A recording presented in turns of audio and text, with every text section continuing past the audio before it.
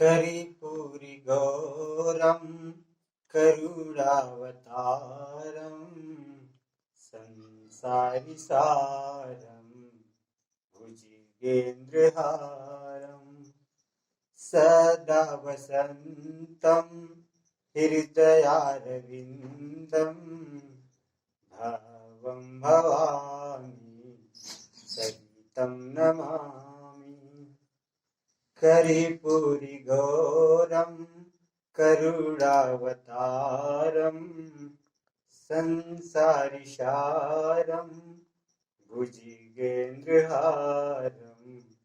सदा वसंतं हृदयारविंदं भावं भवामि सहितं नमामि।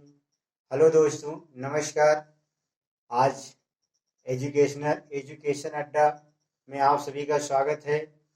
पिछले वीडियो में आपने हिंदी की बेसिक क्लास में वर्णमाला का भाग 1 यानी जो है स्वर के बारे में जानकारी किए थे, लेकिन आज हम पार्ट 2 जो है वर्णमाला का पढ़ाएंगे यानी व्यंजन बचा हुआ था हमारा।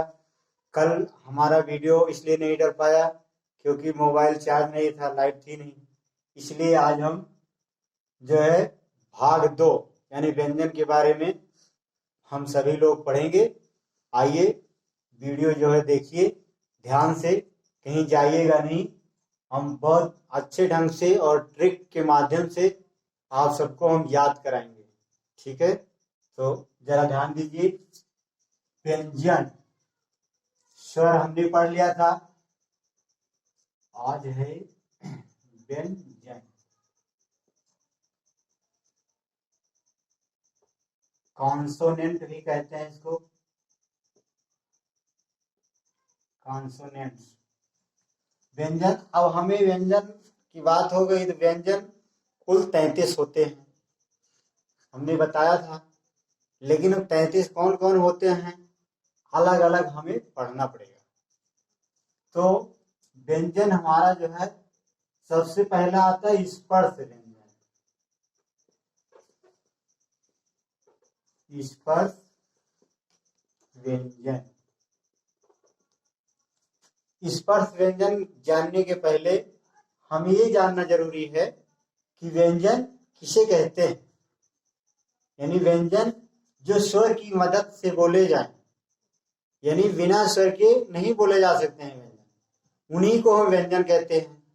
जैसे हमने का से माँ तक ये व्यंजन होते हैं, लेकिन का से माँ कहने में का अगर हम बोलते हैं तो आ पीछे आ जाता है, इसलिए स्वर की सहायता लेना पड़ता है, इसीलिए हम इसको व्यंजन कहते हैं। अब हम स्पर्श व्यंजन पे आते हैं। तो स्पर्श व्यंजन जो है का से माँ तक होता है, का से माँ।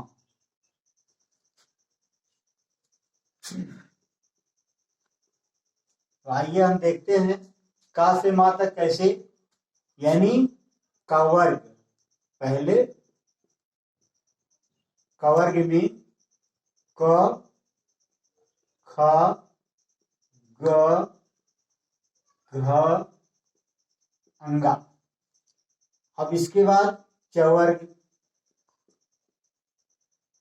चवर्ग में देखिए च छ ज झ ञ।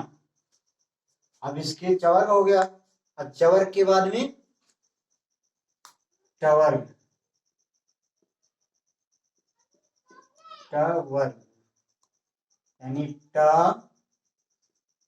ठ ड ढ अड़ा। अब इसके बाद में तवर्ग, तवर्ग, इसमें त थ द ध न। इसके बाद में आपका पवर्ग, प फ ब भ म। ये हो गया हमारा का से माँ तक स्पर्श व्यंजन इसको कहते हैं। और स्पर्श व्यंजन कुछ विद्वानों का मानना है कि च वर्ग को स्पर्श संघर्षी माना गया है। केवल इसी को स्पर्श संघर्षी, केवल च वर्ग को स्पर्श संघर्षी कहते हैं। अब हम ये जान लिए कि स्पर्श व्यंजन इसको कहते हैं या इसको स्पर्श संघर्षी व्यंजन कहते हैं। और का से माँ तक। अब इसमें बचता क्या है हमें ये देखना है। तो पा फा बा भा मा, अब इसके बाद या और रा ला वा। अब हमें इसकी विशेषता देखना है कि इनको क्या क्या नाम दिया गया है। तो या और वा, इन दोनों अक्षर को कहते हैं अर्ध स्वर। क्या कहते हैं? अर्ध स्वर। फिर आपका ये रा है, तो रा को कहते हैं लुंठित स्वर। लुंठित स्वर।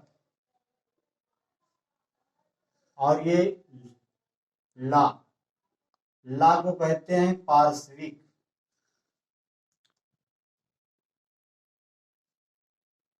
स्वर।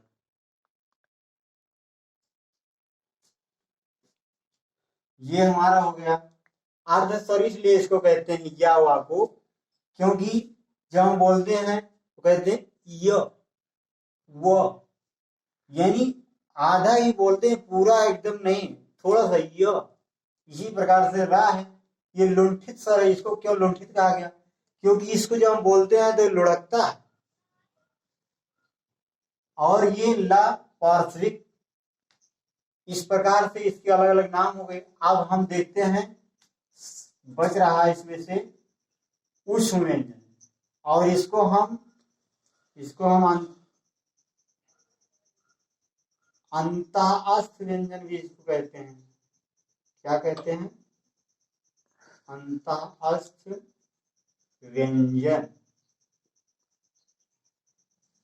अब ये हमें देखना अंतःस्थ व्यंजन क्यों कहते हैं। क्योंकि अंतः माने अंदर, अस्थ माने स्थान, व्यंजन माने तो व्यंजन होता ही है। क्योंकि स्वरों व व्यंजनों के बीच में स्थित हो, ऐसे शब्दों को हम अंतःस्थ व्यंजन कहते हैं। समझ में आया? अब हमें कोई परिभाषा कोई कुछ नहीं याद करना है, केवल ये देखना है। जैसे आ गया अंतःस्थ व्यंजन किसे कहते हैं, तो हमें ये देखना अंतः माने अंदर, अस्थ माने स्थान, व्यंजन माने व्यंजन। यानी जो स्वर व व्यंजनों के बीच में स्थित हो, उनको हम क्या कहेंगे? अंतःस्थ व्यंजन। अब जान गया। अब इसके बाद में जो बचता है ऊष्म व्यंजन। क्या बचता है हमारा? ऊष्म व्यंजन। ऊष्म व्यंजन जैसे स हा, ये चार माने गए हैं। अब इनका भी अलग अलग नाम है। ये है तालव्य सा, ये है आपका मूर्धन्य सा, और ये है आपका दंतिसा या दंतिसा, और ये हा तो है ही। अब हमें देखना उष्म व्यंजन किसे कहते हैं। उष्म नाम है, उष्म मतलब गर्म। जब हम ऐसा अक्षर बोले गर्म हवा निकले, तो उसको हम क्या कहेंगे? उष्म व्यंजन कहेंगे। जैसे सलजम सा, जैसे कोण, जैसे सा सरौता। तो सा यानी हल्का सा गर्म हवा निकलती है, इसके निकलने के कारण ये जो है उष्ण व्यंजन कहे जाते हैं। इतना तो क्लियर हो गया, अब लोग जान गए। अब हमें देखना तालव्य क्या है, मूर्धन्य क्या है, दंत क्या है। ये साफ है, तालव्य मतलब तलवे। जब हमारी जीभ ऊपर तलवे को छू जाती है तब इस सा का प्रयोग किया जाता है। जैसे हमने बोला सलजम, तो जब ला बोलते हैं तो ला जीभ हमारी ऊपर तलवे को छू जाती है। इसी प्रकार देखो ये षट कोण, यानी षट कोण मूर्धन्य, यानी पूरे मुख की आवश्यकता होती है। षट पूरा ये मुख दांत ऊपर नीचे हो जाता है हमारा, इसलिए इसको मूर्धन्य कहते हैं। सा, ये सा दंती सा कहा जाता है क्योंकि इसमें दांत और जीभ दोनों टकराते हैं। जैसे सरौता, सरौता, तो दोनों हमारे आपस में टकरा गए। इसलिए जब ऐसा कोई शब्द आए तो हमें ये पहचान लेना चाहिए यहाँ पे दंती सा का प्रयोग किया जाएगा। ठीक, अब इतना हो गया। अब ये हमारा बचता है, इसमें कौन सा बचता है, यानी द्विगुण व्यंजन और अयोगवाह। द्विगुण व्यंजन हम पढ़ लेते हैं।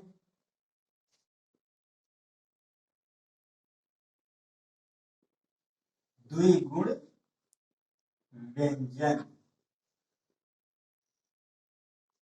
इसमें दो व्यंजन है, ये अड़ा और ये हा। ये इसमें विशेषता है, ये पहले नहीं था लेकिन आप बढ़ा हुआ है, एड़ा और हा। अब इसमें ये देखना है कि ये कौन सी ध्वनि का है, ये कौन सी ध्वनि का है। तो ये अल्प प्राण का है। किसका है, अल्प प्राण। अब अल्प प्राण कहेंगे आप लोग क्या है, अभी हम इसको आगे चलकर बता रहे हैं। और ये है महाप्राण का, कीड़ा जो है महाप्राण का, ये भी हम बताएंगे। आप लोग अभी इतना जाने, कीड़ा और हा ये द्विगुण व्यंजन कहे जाते हैं। इसके अलावा इसका और भी नाम है। और क्या नाम है, इसको हम उत्क्षिप्त व्यंजन भी कहते हैं। उत्क्षिप्त व्यंजन, और भी नाम है इसका विकसित व्यंजन। विकसित, ये लगभग परीक्षाओं में पूछा जाता है। तो तीनों नाम हमें जानना जरूरी है, क्योंकि देखिए ये तो है देखने में छोटे लेकिन मुश्किल खड़ा कर देते हैं। क्योंकि द्विगुण यानी दो गुण, अलग अलग इसमें गुण हैं, ठीक है।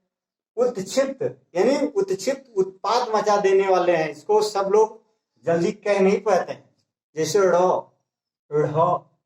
बहुत छोटे बच्चे तो अक्सर जो है परेशान हो जाते हैं कि ये सर हम नहीं बोल पाएंगे, लेकिन प्रयास किया जाता है, बोलते हैं। तो हमें ये याद रखना है कि इसको द्विगुण, उत्क्षिप्त और विकसित व्यंजन भी कहा जाता है। अब हमारा ये दो हो गया। अब बचा है अयोगवाह। अयोगवाह,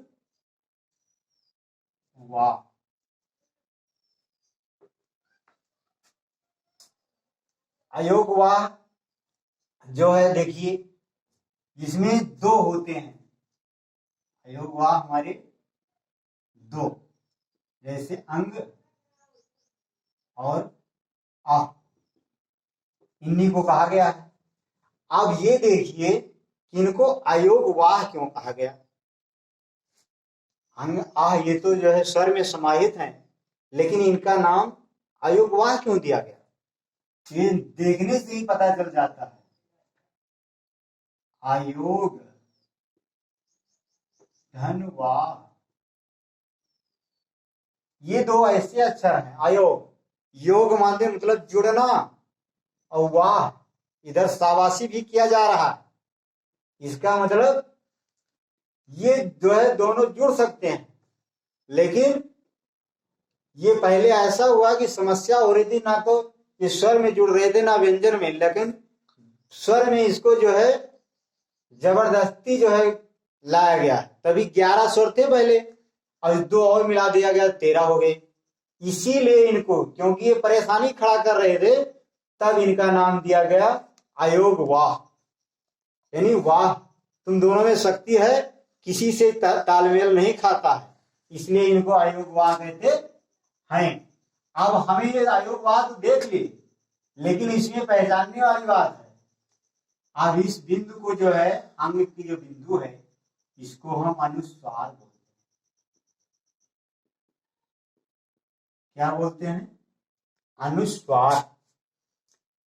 अब ये जो आगे आगे 2 विसर्ग लगा है, इसको हम विसर्ग बोलते हैं। इसको क्या बोलते हैं? विसर्ग। ये हमें जानना जरूरी है। कहीं कोई अक्षर लिखा रहेगा तो उसके आगे ये जो है बिंदु लगे रहेंगे, तो हमें पहचानना जरूरी है, और इनका नाम भी जानना जरूरी है। अब हमने ये भी पढ़ लिया अयोग वाह भी।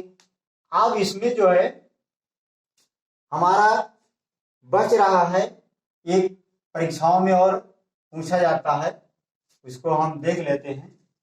अभी वीडियो हमारा देखिएगा, भागिएगा मत, बहुत इंपॉर्टेंट है। नंबर 1, घोषत्व के आधार। घोषत्व के आधार पर इसमें 2 प्रकार के होते हैं। इसमें 2 प्रकार के होते हैं, जैसे अघोष, अघोष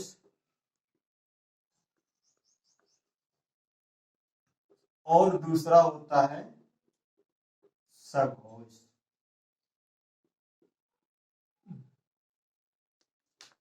अब ये हमें जानना जरूरी, घोष किसे कहते हैं? घोष का मतलब स्वर तंत्रियों से जो है स्वतंत्र होते हैं। यानी घोष कैसी हमारी ध्वनियां जो है निकल रही है, उन्हीं को हम घोष कहते हैं। अब इसमें हमारे जो अक्षर हैं वो कुछ आघोष में रखे गए हैं, कुछ सघोष में। तो ये आघोष में जो है अक्षर रखे गए हैं, इसमें ये देखिए, जैसे का और ये खा, ये आघोष में है, और सघोष में इसके आगे वाले अक्षर, जैसे ग, घ, अंग, ये सघोष में आ गए। ठीक है। अब इसके बाद में हमें ये केवल पहचानना ही है, ऐसे पूछा जाएगा आघोष, आघोष व्यंजन है, ऐसे सवाल आएगा, 4 ऑप्शन रहेगा, उसमें से ये का या खा दिया रहेगा। अगर आप जानते हैं तो उसी पे टिक मारेंगे, अन्यथा जो है गड़बड़ कर देंगे। तो इसलिए ये हमें जानना जरूरी है। अभी हम इसकी ट्रिक बताते हैं, बहुत बच्चे भूल जाते हैं। हमने ट्रिक बहुत बढ़िया बनाई है, ध्यान दीजिएगा। दूसरा है प्राणत्व क्या था? प्राणत्व के आधार पर।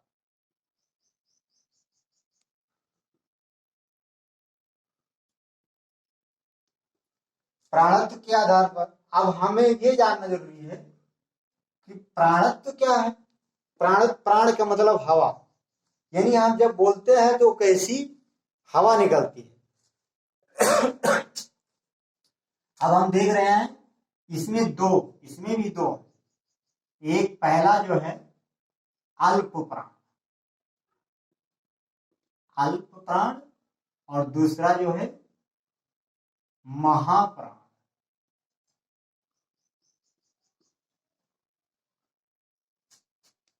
दूसरा महाप्राण। अब ये जानना हमें जरूरी है, अल्प प्राण में कौन से अक्षर आते हैं और महाप्राण में कौन से अक्षर आते हैं।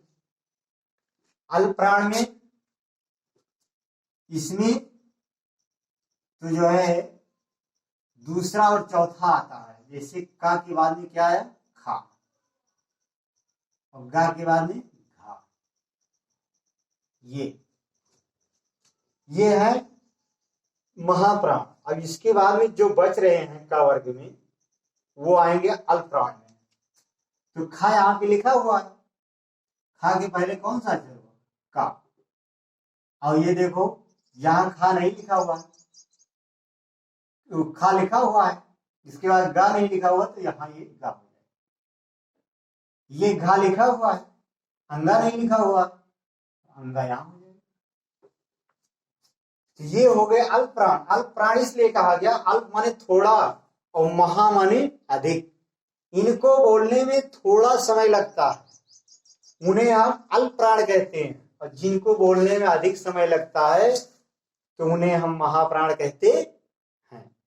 जैसे देख लीजिए, विश्वास न पड़े तो बोली, जैसे क, ग, अंग, ये देखो ख, घ, देर लग रहा है, इसीलिए हम पहचान लेंगे। अब इसमें जो थोड़ा गड़बड़ी होती है, हमने एक ट्रिक बनाया है कि इसको याद कैसे रखें। तो 2 लाइन में ट्रिक है हमारी, देखिए ये है ट्रिक, कभी नहीं भूलेंगे आप।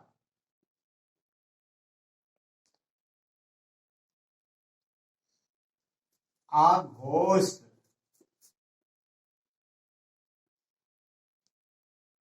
आघोष, आघोष पदु, महाप्राण, महाप्राण दूचा। ये हमने जो है हिंदी में ट्रिक बनाई है। अब इसको समझ लीजिए, इतना अगर याद है तो आप परीक्षा में ये सवाल अगर आ गया तो 1-2 नंबर इसमें पक्का है। ये गड़बड़ नहीं कर सकते। अगर यही जो ट्रिक आप भूल गए तो इसमें हो सकता है इधर का उधर आप कर दें, लेकिन नहीं, ये बहुत बढ़िया ट्रिक हमने बनाई है, इसको ध्यान से समझ लीजिए, उसके बाद आप भूलेंगे। आघोष, आघोष पदु लिखा, तो पा का मतलब पहला, पा का मतलब पहला और दू का मतलब दूसरा। तो आघोष पहला और दूसरा, तो पहला दूसरा अक्षर कौन हो गया? जैसे कवर काम लिख रहे हैं तो का और खा तो होगा। ये यहां भी देख लीजिए, आघोष का खा लिखा है कि नहीं लिखा है?